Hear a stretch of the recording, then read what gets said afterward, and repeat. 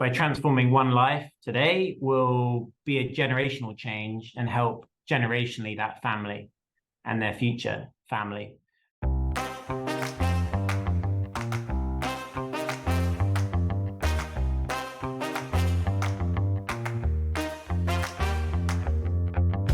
When I first met today's guest, I was blown away by both his accomplishments and his humility, and they were on full display in today's interview.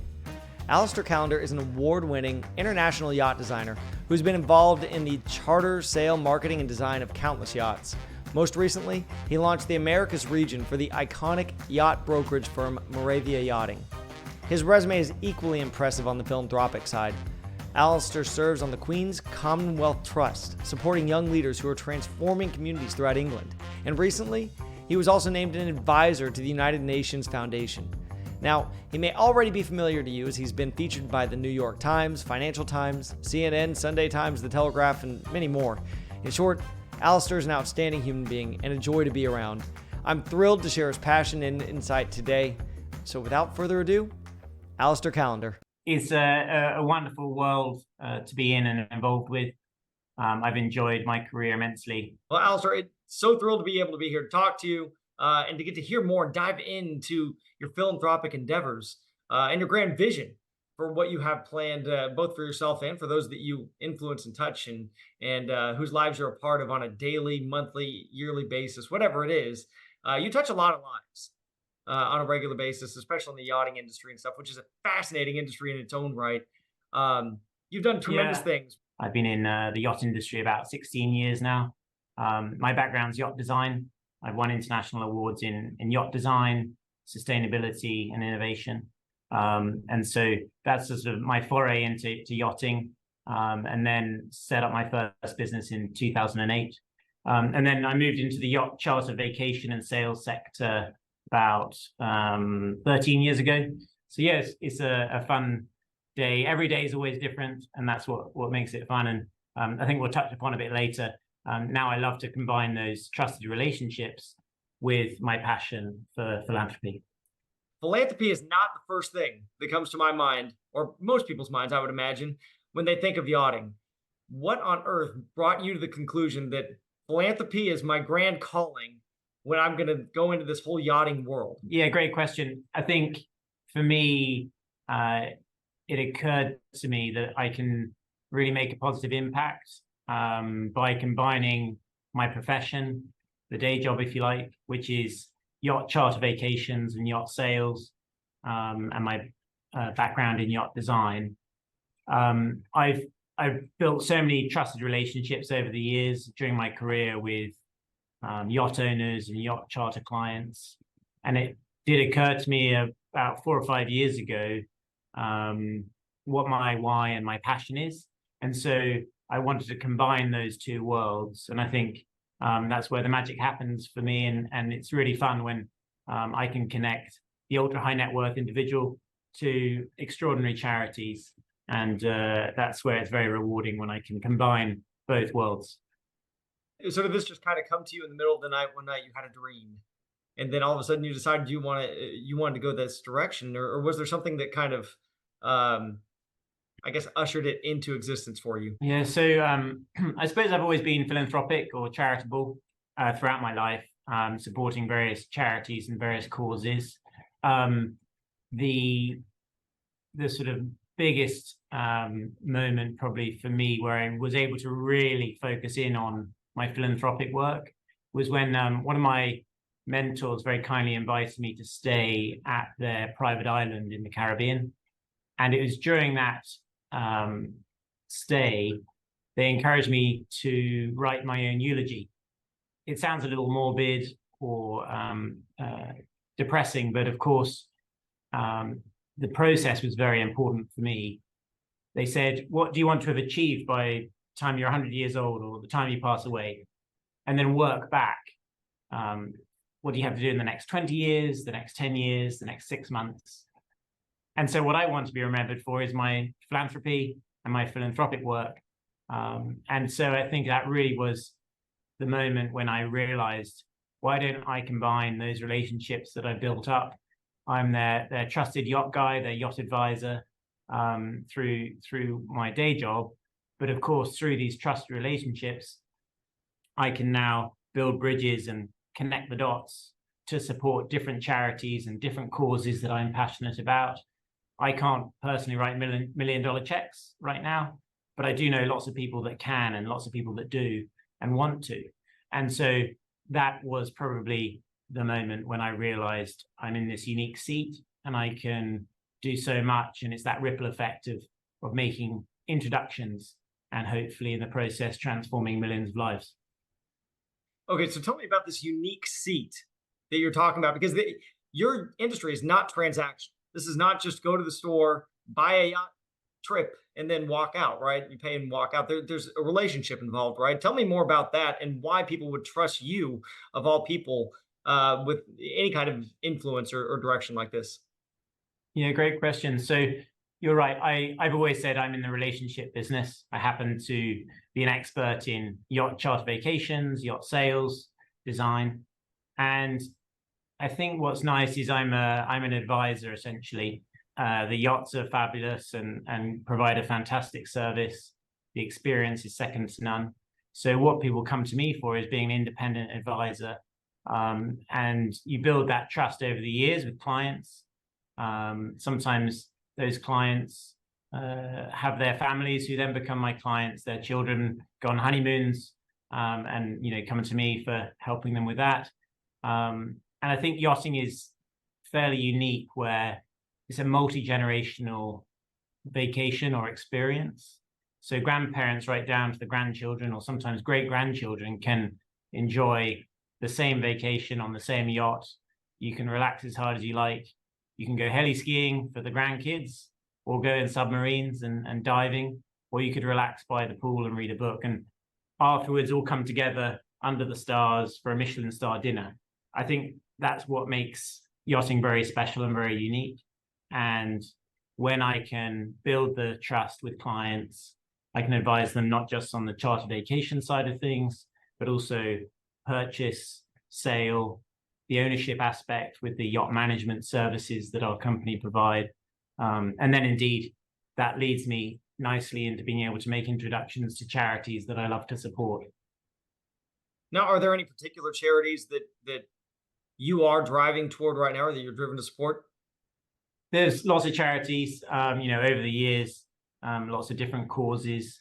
Something personal and very close to my heart is ocean conservation, always has been. I've won international. It's right on brand too. Yeah, exactly.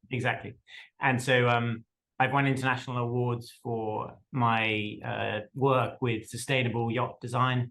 And I love to support ocean conservation projects around the world. So that's a sort of personal sort of passion project. I've spoken at ocean conferences at the United Nations NGO Committee on Sustainable Development, and the Future of Super Yacht conferences and things. So that's always fun and something I love to combine with my ocean conservation work. And then other charities and causes I've been able to support and help over the years are those that are helping to end human trafficking, those other charities that are doing great work with conservation around the world. And of course, it's great when you can also support the young social entrepreneurs of the founders of these charities. So in the past, I've hosted events on yachts, palaces, embassies. Next month, I'm hosting a luncheon at the United Nations building in New York. It's where the magic happens, where I can bring the right people in the room, hear from extraordinary charities, and hopefully that ripple effect of being able to help direct donations towards great charities is very rewarding. I've got to ask you, you mentioned the UN. How on earth does Alastair Callender get involved with the UN and then doing work for the Queen? Yeah, I'm trying to think back now. So the Queen's Commonwealth Trust is a very important charity to me. I'm a proud Englishman, and I've lived in the US now for 14 years. But certainly to support the legacy of Her Majesty, Queen Elizabeth II is something very close to my heart. She set up the charity in 2018 and they're doing great work to find young social entrepreneurs in different countries around the Commonwealth, around the world. They're helping to solve healthcare black holes, end human trafficking, again, things with ocean conservation, and all these other great charities that they're supporting. And so that was a few years ago, I approached the charity and said, I'm in this unique seat.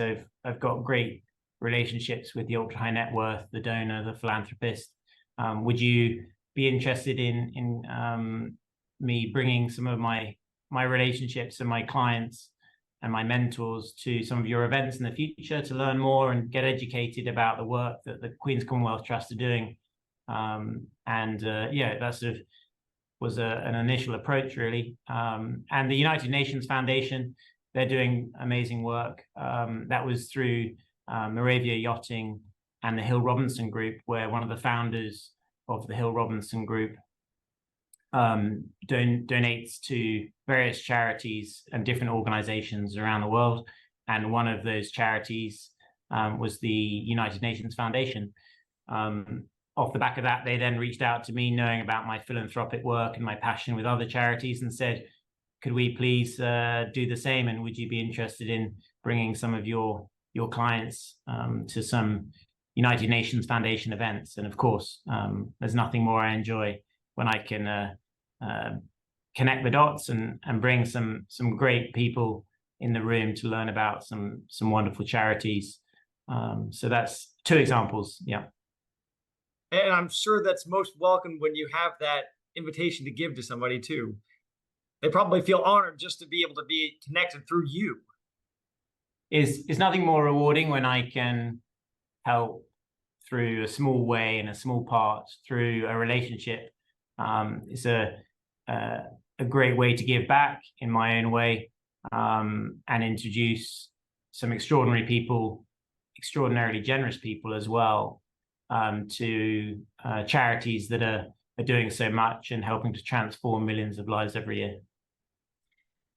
You're the one who's creating the voice for these folks and letting other people know what they're doing to an extent, or at least directing them toward these endeavors, right? Is that accurate to say? And there's lots of ways in which you can make connections, whether it's for profit or non-profit reasons. But certainly when I can host an event on a super yacht, or on land in a palace or an embassy or a castle or elsewhere, it's a fabulous and rewarding evening when you can bring the right people in the room, listen to extraordinary young social entrepreneurs and charities, and make introductions. It's a great feeling, and I enjoy doing it. What a great imagery too.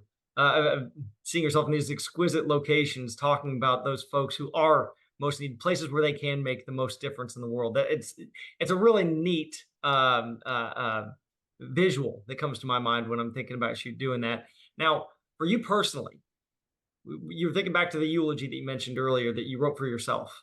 You're thinking about legacy for the rest of your life, and you're already making huge waves right now.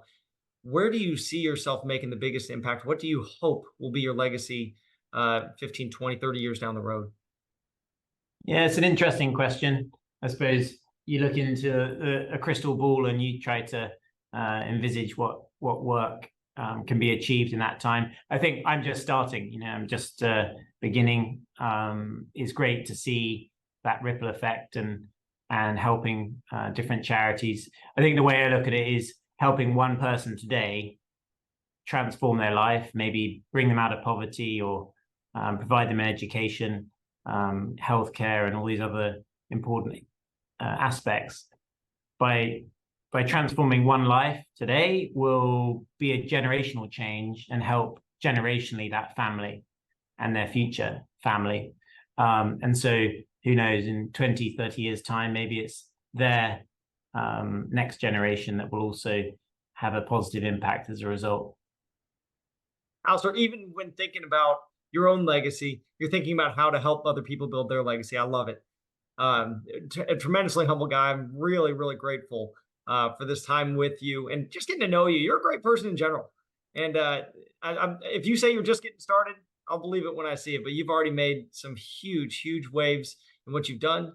So I can't wait to see what you do here in the future. But thank you so much for taking this time with me today, Alastair. Yeah, you're very welcome. Thank you for the invitation. Nice to chat again. And yeah, I'm always available to answer any questions, and would be delighted to connect my world and different charities and different individuals if the opportunity arises. You bet. Is there some way that people can get in touch with you if they want to know more? Yeah, thank you. Yeah, I can be found on LinkedIn. I've also got a digital business card. It's contacttheyachttailor.com.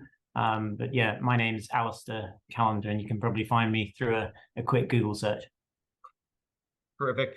Well, Alastair, thanks again, and best of luck to you in all you're doing in the brilliant yachting world. Thank you very much, Matt. Thanks.